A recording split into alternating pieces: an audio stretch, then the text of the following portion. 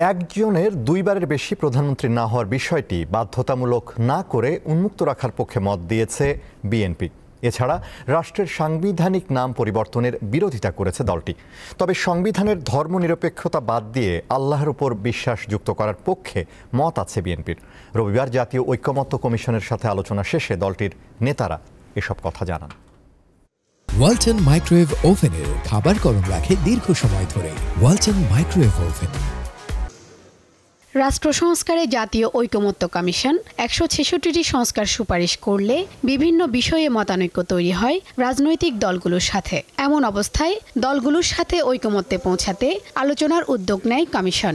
এরই অংশ হিসেবে রবিবার বিএনপির সাথে দ্বিতীয় দফায় এই আলোচনা।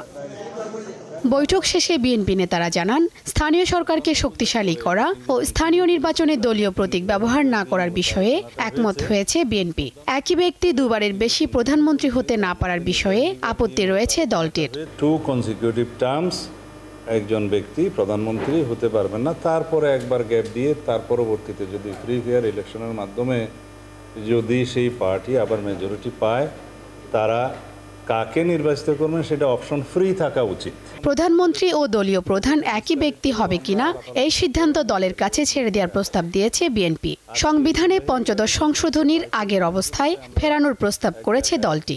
এছাড়া দেশের নির্বাচন ব্যবস্থার সুষ্ঠু পরিবেশ তৈরি না হওয়া পর্যন্ত তত্ত্বাবধায়ক সরকার রাখার প্রস্তাব তাদের। ওনারা যে জনগণতন্ত্রে বাংলাদেশ লেখার কথা বলেছে, সেই বিষয়ে আমরা আগেও বলেছি যে রাষ্ট্রের নাম পরিবর্তনের এখানে কোনো যৌক্তিক কারণ নাই। এটা কোনো রাজতন্ত্রের বিপক্ষে উচ্চারিত শব্দ নয়। এটা হচ্ছে জনগণ কর্তৃক জনগণের শাসনের তন্ত্র, প্রজাতন্ত্রী এখানে উল্লেখ করা হয়েছে। এখানে রাজা এবং প্রজার কোনো সম্পর্ক নেই।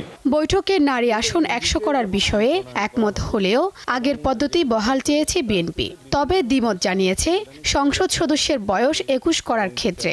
আগামী ২২ এপ্রিল তৃতীয় দফায় জাতীয় ঐকমত্য কমিশনের সাথে আলোচনায় বসবে বিএনপি।